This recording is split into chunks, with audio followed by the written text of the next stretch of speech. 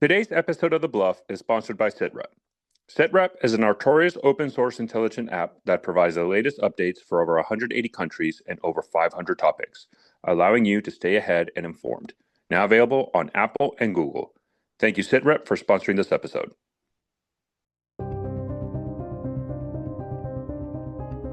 This is the Bottom Line Up Front, an Artorias podcast. I'm Stefano, the Chief Intelligence Officer of Artorias.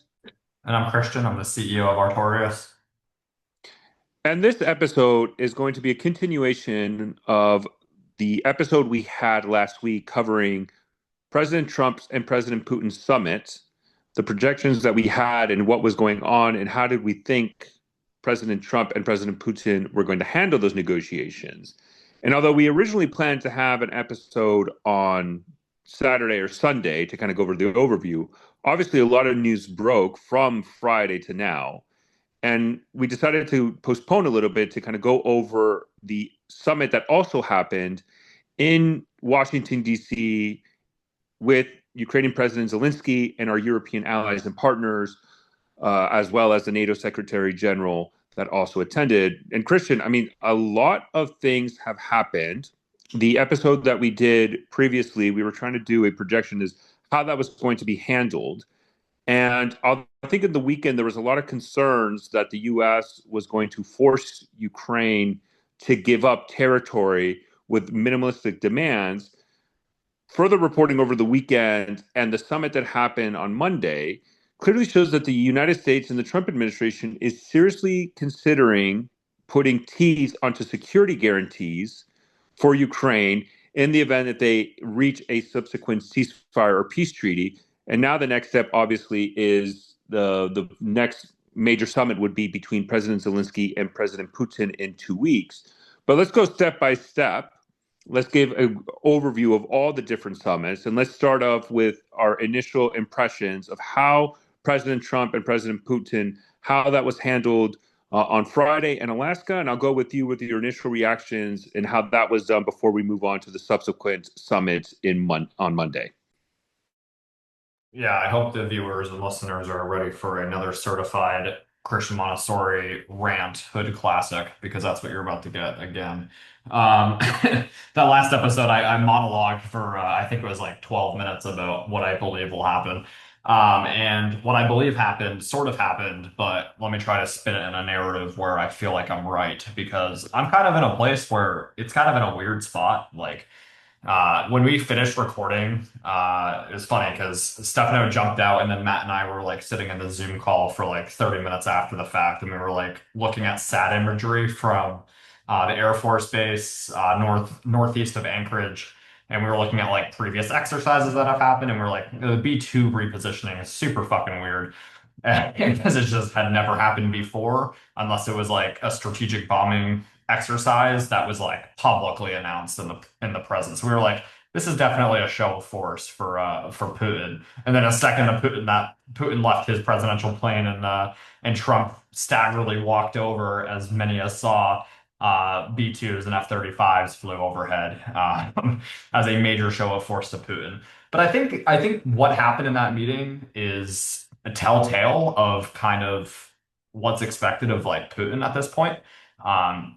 It was supposed to have a luncheon. It was supposed to be a pretty long, like most analysts were talking like it was going to be a 6 to 7 hour back and forth. And it ended up just being just over 2 hours that Putin met with Trump. And as soon as that wrapped up, the Russian delegation left. Like that was it. It was one and done. They took no press questions. Nothing really happened of that sort.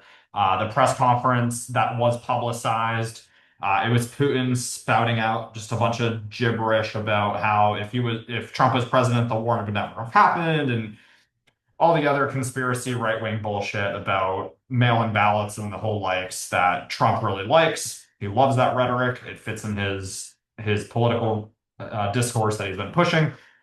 And it's kind of just like a giant circle jerk, if you ask me. Nothing got done. Putin went in there with the exact same demands that he has been giving since pretty much he started losing this war, which is that he wants Zaporizhia, Kherson, Donetsk, and Luhansk. Like that is the four main oblasts that he wants. He made that very clear in this meeting, and Trump really give any sort of leanings during the press conference that he was interested in pursuing it either way. Um, and then we kind of like walked into the weekend, which was super bizarre because all of a sudden there was an announcement Saturday night into Sunday that Zelensky is going to be going to Washington, D.C. And then Sunday rolled around, and then we found out that the EU chancellor and head of NATO, as well as some European leaders from France, from Italy, and from Finland, and a couple others that I'm not listing because I'm just forgetting because it's 10 p.m. as we're recording this. We're gonna fly out with Zelensky to DC to meet with Trump, and it was just kind of all like this. It's just like a giant diplomatic rush to Zelensky's side.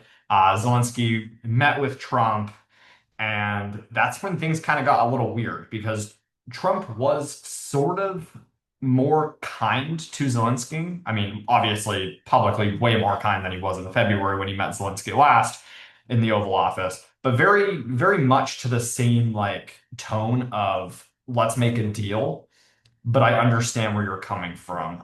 Trump, at least from my opinion, didn't come off that he was really like pushing Zelensky um, to move in any sort of way.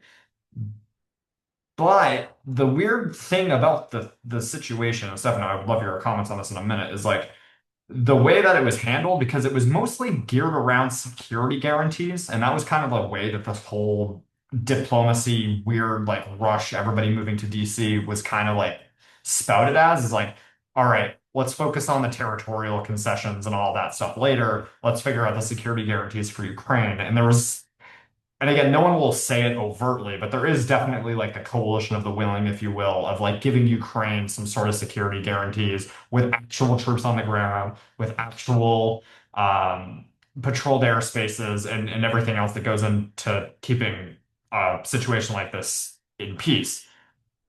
But no one really wanted to like emphasize what that meant. And alongside that, you have, again, the delegation from Russia that was just in Anchorage coming out and saying, yeah, we will never accept NATO troops within Ukraine no matter what. It doesn't matter if Ukraine ever joins the EU or NATO because that's never going to happen. And also, if you send soldiers in from those countries, we will never accept that. So for me, it was just kind of this like weird bastardized diplomacy because you have one side of the aisle going in, and again, just as I believed was going to happen, I was right in this. I'll give myself a point that Putin was going to go in, meet with Trump, and he was going to not change a single dime of English that he's been saying this entire time. And that was true straight to end. He did not change what he wanted out of this. Ukraine will never join NATO. Ukraine will never join the EU. Ukraine will give up Kherson. It will give up Donetsk. It will give up Luhansk. It will give up Zaporizhia. Even some parts of Kharkiv was even in the discussion. So all of that stuff like came to the forefront and was still what Putin was talking about. But we saw really weird movements from Trump because he didn't disagree or agree with anything, but then shuffles all of the European leaders to DC to be like, all right, maybe you accept this, Ukraine. Let's talk about security guarantees, knowing wholeheartedly that the other half of the discussion that Putin had with him on Friday was about how Ukraine is never going to have proper security guarantees by either A, joining NATO or joining the EU, but also tertiary that NATO troops will never be able to hold some sort of weight or ground within Ukraine. And again, I know this is another one of my monologues. Stefano, I would love your opinion on it. That's kind of wrapping up where we're at, though, at least in a broad view.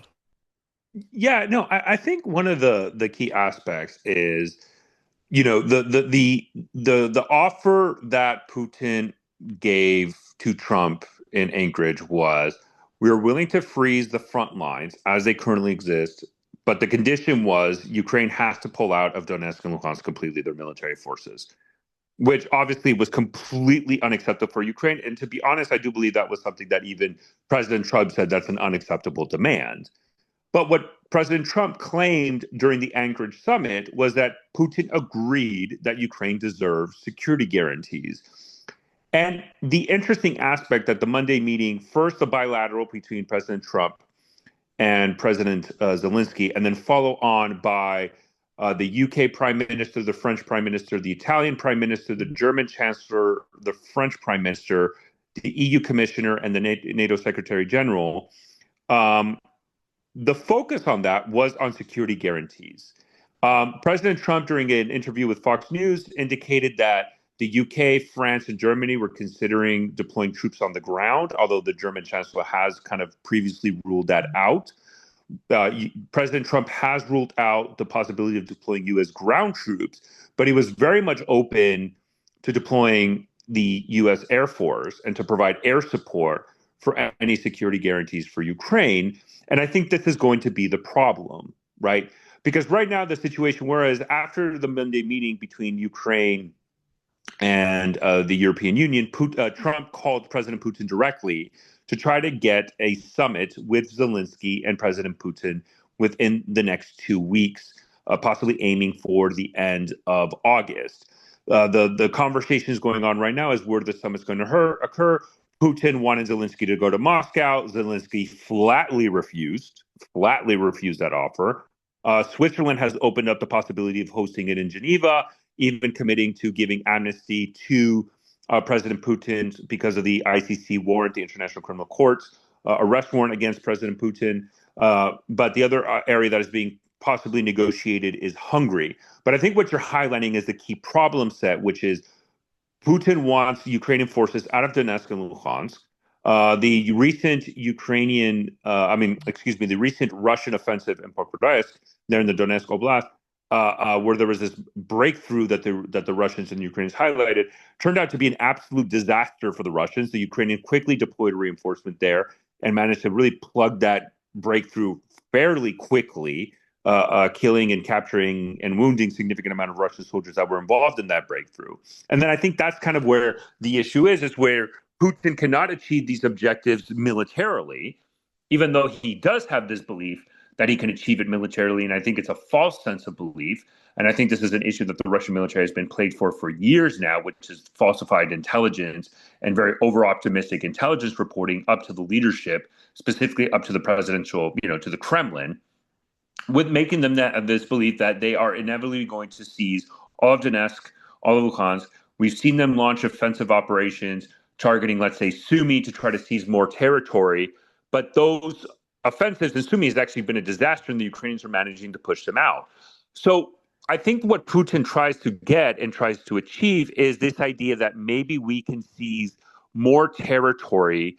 If we can't seize it militarily, we'll try to achieve it diplomatically and use information warfare to succeed in that objective. And this is kind of the possibility. And I think Putin went on to the Anchorage summit with that belief, saying, I will halt the front lines in Zaporizhia and Kherson if Ukraine pulls out of Donetsk and Luhansk. And I think Putin had this belief that Trump was going to accept that demand. I think Trump was very ambivalent in that. There were conversations of that. But what Trump really pushed heavily was in the security guarantees, and that's where we are now. And following the summit in Washington, D.C., with the U.S., Ukraine, EU, and NATO partners and allies, is now we're getting specific working groups led by Marco Rubio, the Secretary of State, and the interim National Security Advisor, and actually how this might look in concrete plans and proposals for security guarantees. And I think that's going to be a very much big no-go for Russia. Because in the end of the day, if you have, even though, because the kind of the security guarantees, although will not be under NATO, the term that's being thrown around is Article 5 like, quote unquote, right? It is and it would be used and be provided by members of NATO. And so although Ukraine would not have NATO membership, these security guarantees in a way act as a de facto NATO-like membership for Ukraine. And more importantly, something that Putin has been very much adamant against is the presence of Western ground troops and air forces inside of Ukrainian territory, which would kind of defeat the whole purpose of Russia's invasion against Ukraine. And so I think that's kind of the problems that we're running into, and also the demands from Putin of more territorial, more that the Ukrainians have to give up more territory is clearly unacceptable for Ukraine. And I think that's going to be a major hurdle in the next couple of weeks for this summit. And I can see either side, either Zelensky or Putin, backing out of a summit because of these irreconcilable differences, where the Ukrainians are saying, we're not going to give up more territory just for a ceasefire. And the Russians are going to say, we're not going to honor security guarantees that commits Western troops and Western air forces inside Ukrainian territory. And I think that's going to be a major problem. So we're seeing these security commitments, these security guarantee committees hosted by Marco Rubio and our European allies within NATO. But I think Putin really went into Anchorage expecting more. And I think what's interesting is, again, as you highlighted, the Anchorage summit was supposed to be 6 to 7 hours. There was going to be the first meeting. It was supposed to be a one-on-one that got changed quickly to a three-on-three. And it was supposed to last a couple of hours, followed by a press conference, a lunch, and then subsequent meetings with the larger delegations. And you saw the Russians bring a lot of businessmen to try to entice this idea. It's like, yes, let's get deals, specifically Arctic exploration. We got the Reuters report indicating that Putin, Washington D.C. was very much considering, you leveraging Russian icebreakers to kind of do more oil and gas explorations along the Alaska and the Arctic. And you can see the delegation was in Russia was very much businessmen, but as you alluded to, it was 2 to 3 hours. A press conference that had no questions, both had statements, ended. Clearly, President Trump highlighted his frustration with President Putin. And then you counteract that with what happened in Washington, D.C. on Monday, which is the exact polar opposite of the February meeting, which was much more amicable, much more friendly, much more understanding, as you alluded to, and that maybe there has to be guarantees, et cetera. Maybe Ukraine has to give up. What President Trump has alluded to in Truth Social in his post is that two conditions, for example, that he's kind of set as a red line that Ukraine will never do is no NATO membership and not being able to regain Crimea. Let's be real, Christian. If Ukraine managed to achieve that militarily, where they seize everything but Crimea, I mean that's an absolute win and an absolute victory for Ukraine. And so I think Zelensky, although he can't publicly state that they will never regain Crimea, if those are the conditions from Zelensky, but he can get security guarantees, which President Trump backs and supports, I mean, it's basically an absolute win. And I think that's the problem that the Russians are going to run into, and they're not going to accept this. And I think they're overplaying what they think is leverage with Trump. They're not going to get there. And I think in that aspect, they're more isolated. Maybe what Russia can claim as a win and Putin can claim as a win is that these very severe sanctions and tariffs, and more importantly, the Senate bill that was sponsored by Senator Lindsey Graham of the U.S. Senate, the senator from South Carolina, and co-sponsored by, I believe, over 80 senators. That one at least looks like it's right now in the back burner for the next couple of weeks. And I think Putin then might leverage at least diplomatic overtures to try to keep the sanctions as far away as possible to ensure that although the Russian economy clearly has a problem right now, these sanctions would make it significantly worse. And I think what the Russians are going to do is try to do as minimal diplomatic overtures as possible to ensure that these sanction bills and tariffs don't get through. And so it's leveraging this diplomacy to give the chance for Russia, at least in their belief, to try to seize more territory militarily, regardless of the cost, because we've seen the Russians really don't care how much casualties they suffer, because the more the amount of casualties they sustain to seize territory is just growing exponentially. So yes, in certain areas, the Russians are gaining territory, specifically Donetsk and Luhansk, although in Sumy they're not, they're losing territory. But they're wasting more forces to achieve that. But I think the Russians don't really care, and they're more concerned about the economy. And as long as they can get the sanctions bill from Lindsey Graham put away, I think the Russians will walk away with a win. But from the Ukrainian perspective, they're looking at this as saying, we're still getting weapons from the U.S. NATO is purchasing all this. They're shipping it our way. We can continue to fight. Where the Ukrainians really need to address the problems that they're incurring right now is probably the manpower. But that's, a longer conversation than we're having in this specific episode. Yeah, and to highlight another thing that happened during the summit that I don't want to completely glaze over because I think it's an incredibly important piece and it ties back to what I brought up in the first conversation regarding this topic, is that Melania Trump is playing a larger role behind the scenes than we're actually letting on. It came out during the Anchorage summit that Melania actually gave Putin a handwritten letter regarding the children that have been abducted from Ukraine and basically brought over to Russia. Like that was a point that she made to write that letter and make sure that Trump handed it to Putin. And there was confirmation of that actually occurring, which is absolutely wild. And again, it calls to question when Trump went out publicly and started talking about and being more favorable to Ukraine. And that kind of switch was always just due to the fact that, again, as Trump says during a couple of press conferences, that he would go home and Melania would talk about how he how doesn't matter what you're talking to Putin about today because there's still civilians being killed. And that kind of catalyst is again, it's subtle, it's behind the scenes. I don't think people are giving it as much credit as it actually is. How much it has changed the diplomacy. Um, but it sounds like behind the scenes that Melania is playing a lot larger of a role in terms of how Trump is seeing this conflict unfold than otherwise light was being brought onto. I don't think if Melania had that much of a personal interest in this, that we would have got to this stage this quickly. Now, obviously, Trump wants the war to end because he wants to show the world that he can end all the wars. But the way that it's being handled is being handled in a way where it's being shoved to the point of speed. And I think that speed is being controlled by Melania. And I know that's just me going out there and saying it. Correct me if I'm wrong. The record will be there in five Well, to 10 years. But I do genuinely believe this rush to diplomacy that Trump is pushing is just due to the fact that this is such a personal issue for Melania. And I don't think that Trump being pushed this rapidly is going to be as patient with the Russians than the Russians actually anticipate him being patient on. Because to your point, Stefano, and we've seen this before. This isn't the first time that peace negotiations over Ukraine has happened. This is like part four of the saga so far. Like Russia has always played just as much diplomacy as they can to avoid more economic sanctions or more aid when they're trying to push for an offensive like they are today. But I don't think the Russians are playing it smart right now. I think they're completely um, overestimating the fact that this new push for diplomacy is not a Trump initiative, but so much a Melania initiative. And again, like if anybody that has a background in human intelligence will know, usually the first person to spill secrets about a state actor is the wife.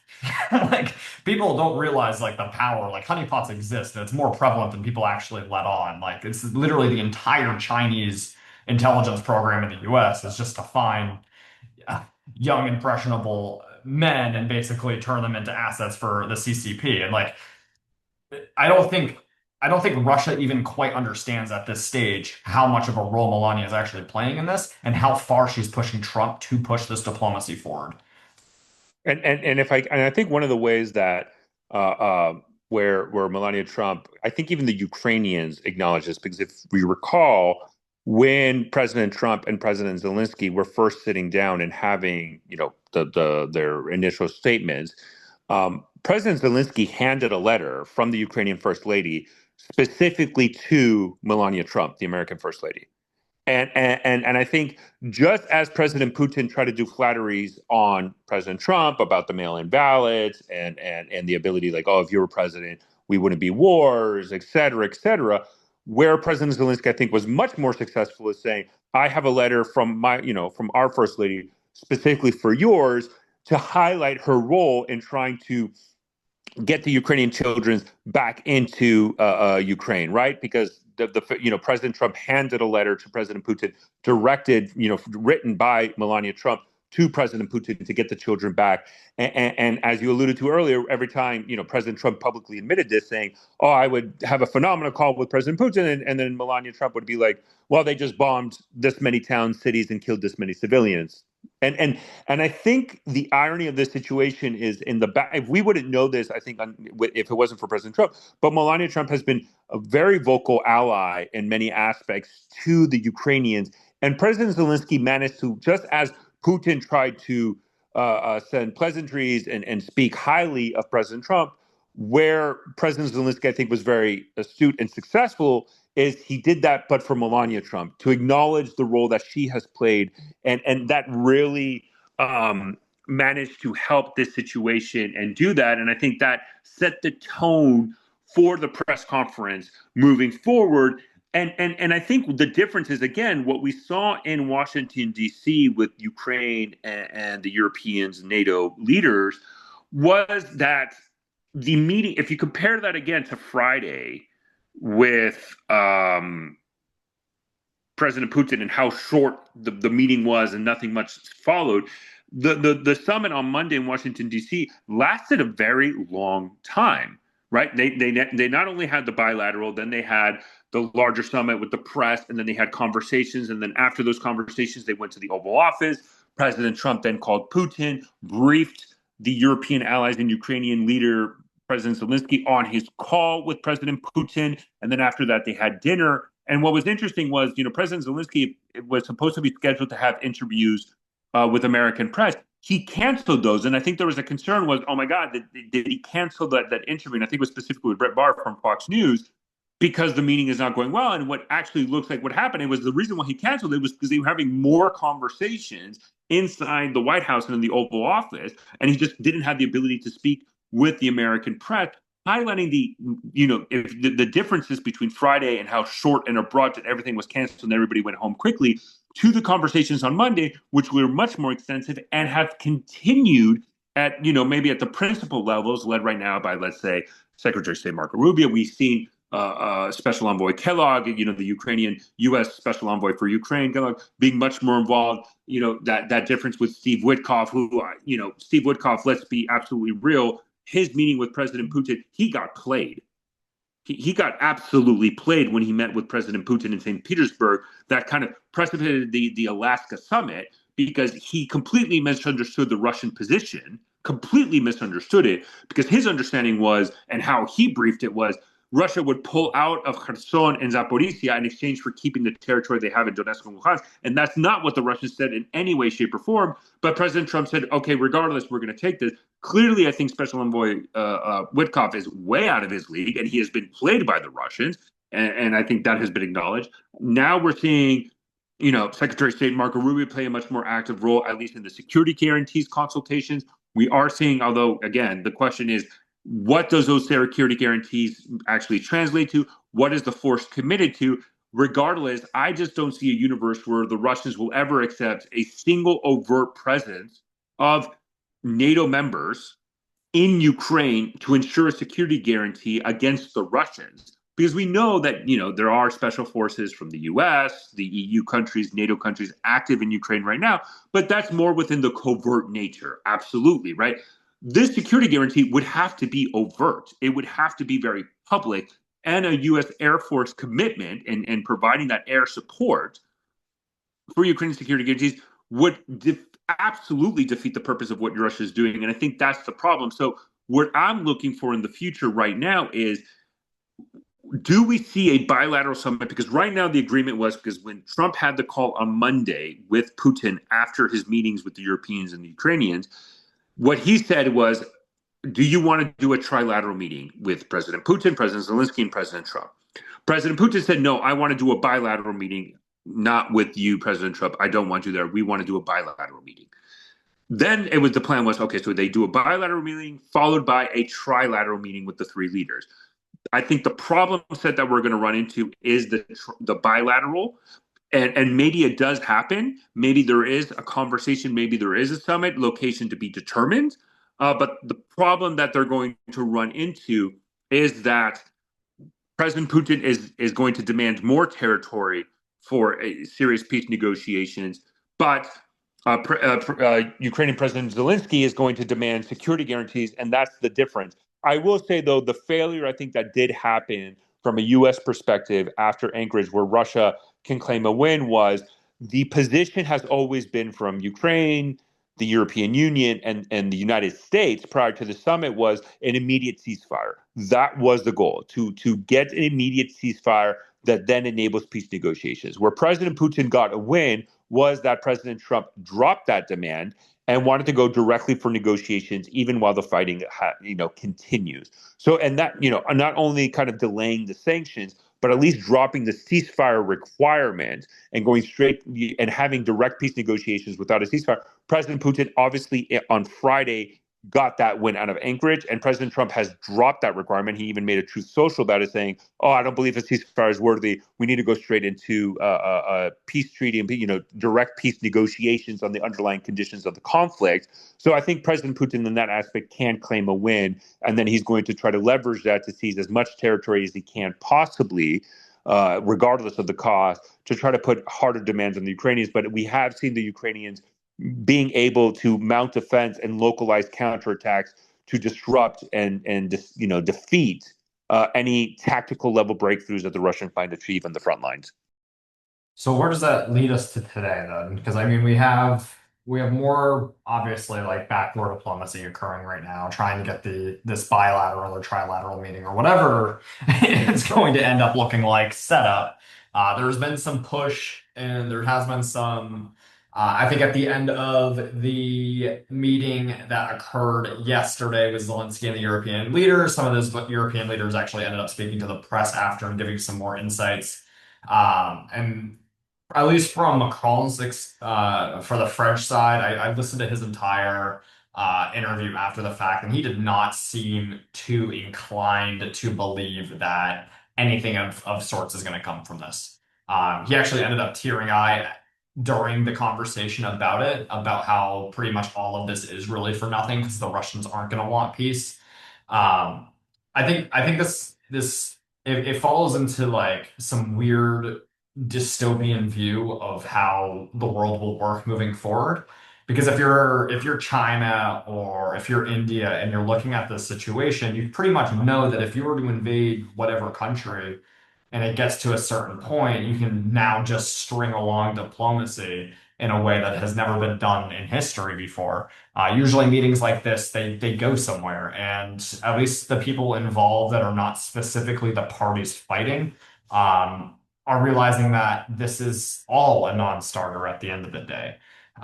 Even when even like minutes going in, like it was so wild to me. It's when Putin, I mean, excuse me, when Trump was meeting with Zelensky on Monday before the European leaders were meeting with them because they met after the fact, all of them after Trump and Zelensky had a one-on-one. During that time, Ukraine was actively being under air assault, like, and that and you could just see it on the European leaders' faces when they were speaking to the press. They're like, yeah, like this is happening. It's still happening. Like no matter what is said by the Russians, like what they say versus the reality in which they live is completely different. It's completely segregated. So where does that lead us to tomorrow? I don't believe that a bilateral meeting between Zelensky and Putin is going to yield any results at all. Through this entire time, Zelensky has been nothing but decimated by Putin. And to Zelensky's side, Russia's done nothing but kill their civilians, abduct their children, and ravage and pillage their cities.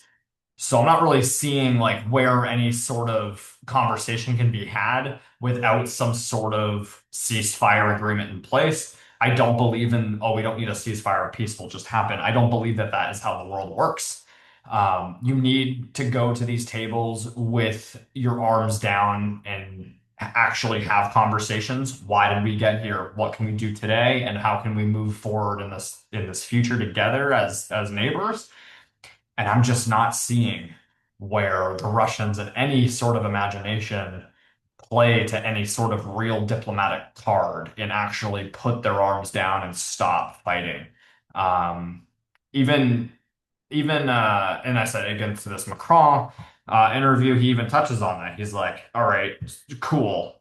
Ceasefire happens. There's concessions made on land. Now what? We have a DMZ situation like North and South Korea, but instead of a North and South Korea situation, the only difference is Russia's now paying militias within the other side of the DMZ to like take over municipality buildings like they did in Crimea and like they did in Donbass in 2014, 2015. Like there's not really some sort of like all-encompassing peace plan unless we actively push Russia's face through the pile of shit and beat them on the battlefield.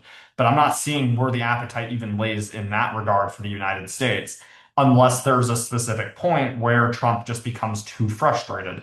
But I think, and again, this is echoing the world Trump lived in. Trump is of the age where Reagan is his like leader. I mean, it's the same reason he wears red hats, just like Reagan did since he was campaigning in 2015.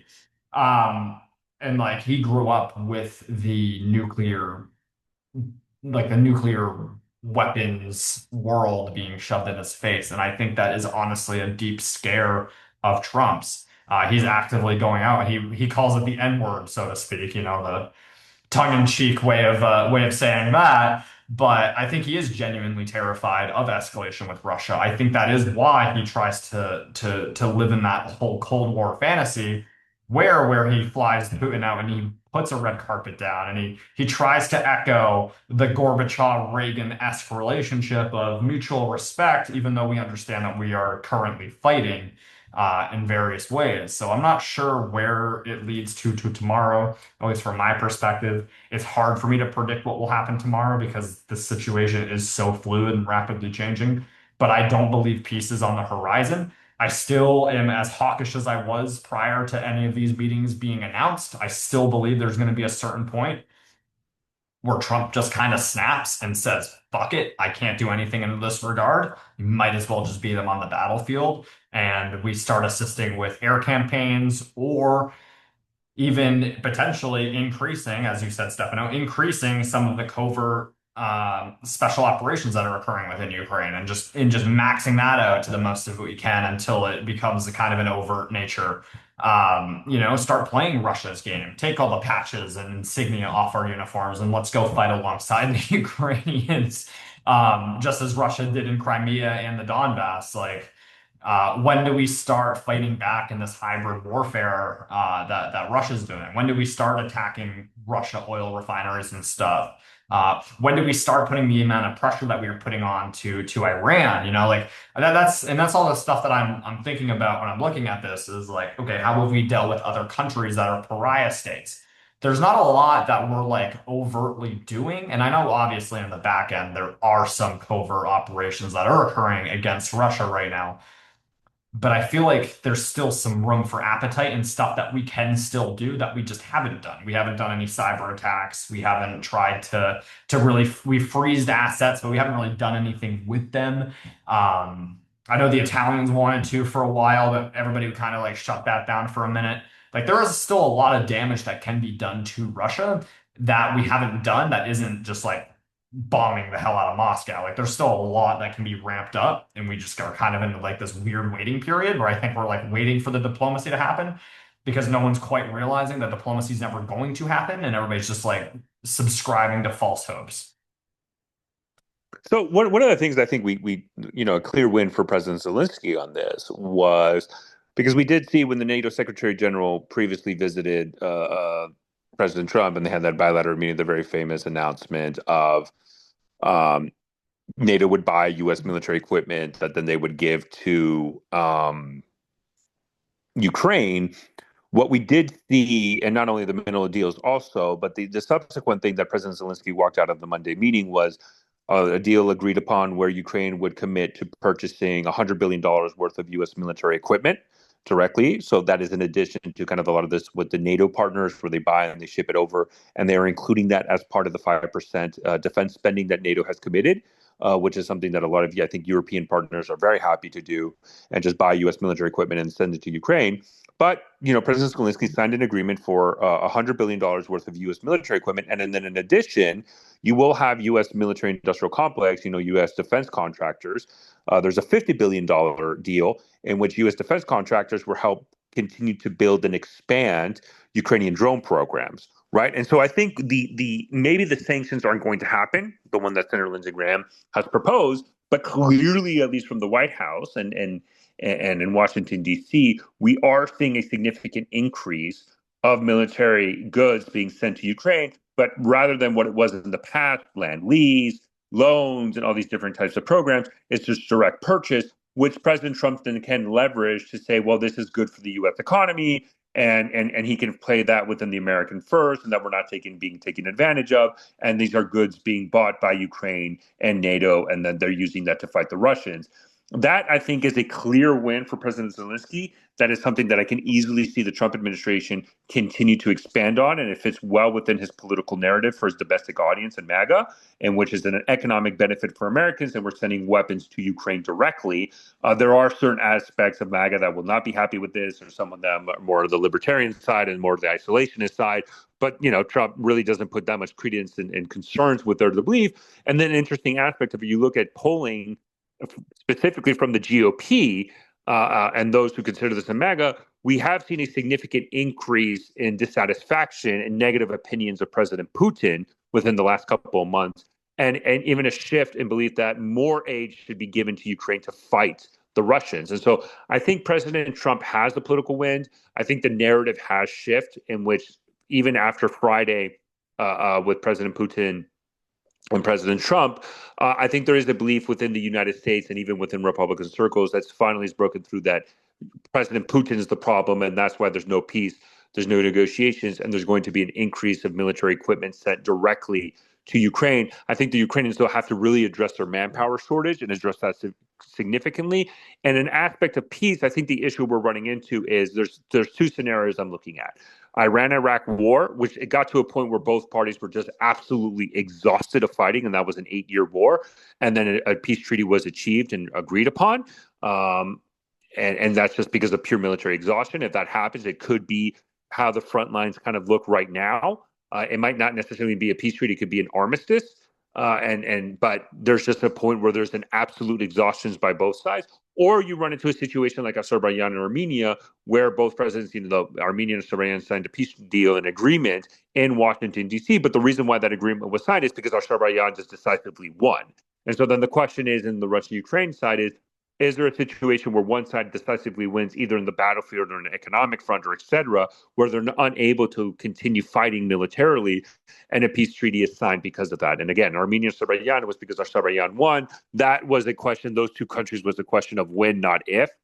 During the previous conflict, when that happened, it was clear as day that Armenia would just have to accept Azerbaijan's demand. They could not militarily fight Azerbaijan. And then the interesting aspect, though, that this is a vehicle where the United States and this peace treaty that they signed managed to continue to increase their influence in the South Caucasus, undermining the Russians. And we're seeing the Russians' positions in the South Caucasus continue to deteriorate, where the point where Armenia, which was historically considered the closest allied and partner of Russia in the South Caucasus, has lost significant amount of influence there. Other areas to look at is, for example, the Central Asia, the famous stands. We're clearly seeing the Chinese increase their influence there. And so I guess that's the situation, right? Is there a situation where for one party, either Russia or Ukraine, the military situation has just become untenable and that a defeat is imminent, that they agree to a position where I think the Ukrainians have the leg up in many aspects, and I think they need to fight the information warfare, is this idea that President Putin is going to seize Kyiv is an absolute ludicrous statement.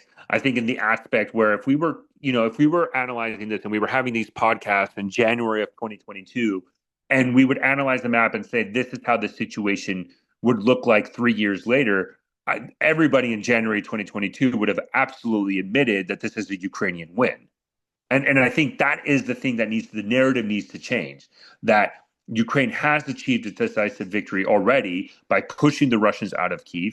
And let's be absolutely clear, Putin did not pull out of Kyiv as a goodwill gesture for negotiations. His military forces got ravaged and destroyed. Point blank, full stop. The VDV, destroyed. The naval infantry operating in the Black Sea, destroyed. The First Guard Tank Army, the premier Russian tank military force within the Russian land forces, ground forces, their premier tank army was the First Guard Tank Army, has been destroyed multiple times and had to be reconstituted. That has clearly been a clear sense of win. The question is, how long can the Russians continue to these military offensive until the point where they agree that either a ceasefire or peace treaty is in their own interest? And I think that's the problem set that the Ukrainians are facing in the West, is just this frustration where President Putin has this belief that I can outlast the West.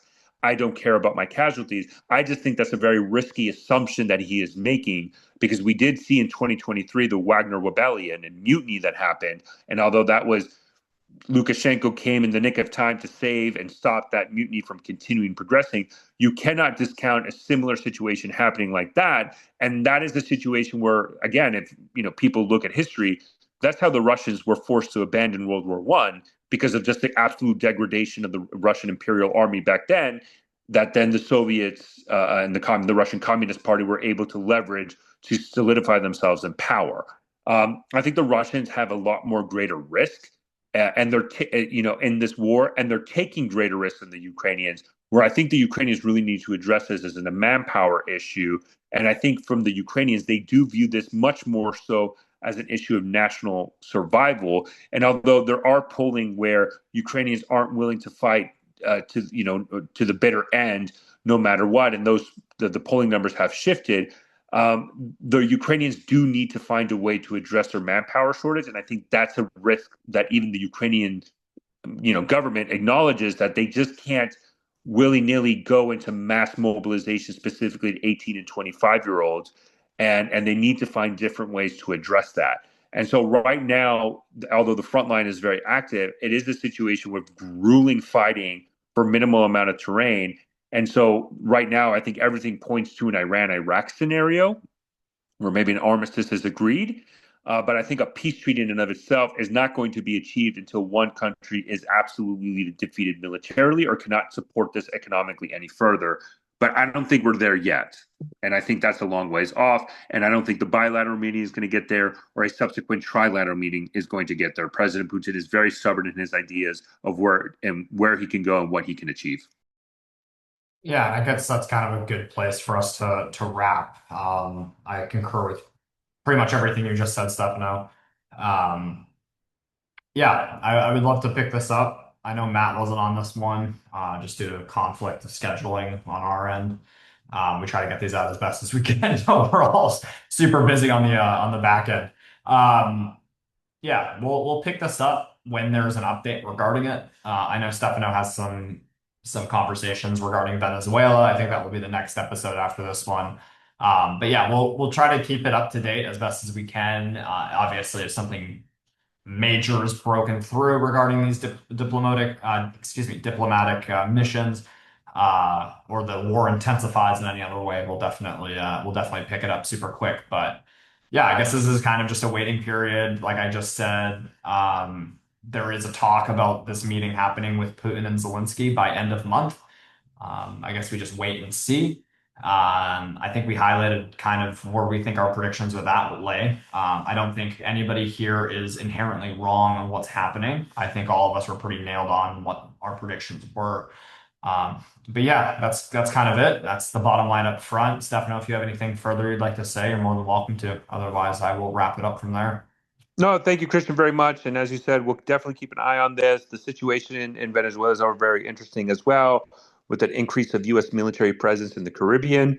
That's something that we want to focus on, because I do believe that the Trump administration is leveraging this counter-narcotic operations to really do a significant show of force directed against Venezuela and Maduro, and leveraging the designation of the Sun Cartel as a foreign terrorist organization, and Maduro as the leadership. So that is something that we're definitely looking into. That's something that definitely we want to discuss. And hopefully that could be our next episode. But Russia, Ukraine will always be a priority of ours, and we will definitely keep an eye on. So make sure you follow us in the Bottom Liner Front on all social medias. And with that, this has been the Bottom Liner Front, an Artorias podcast. We'll see you soon.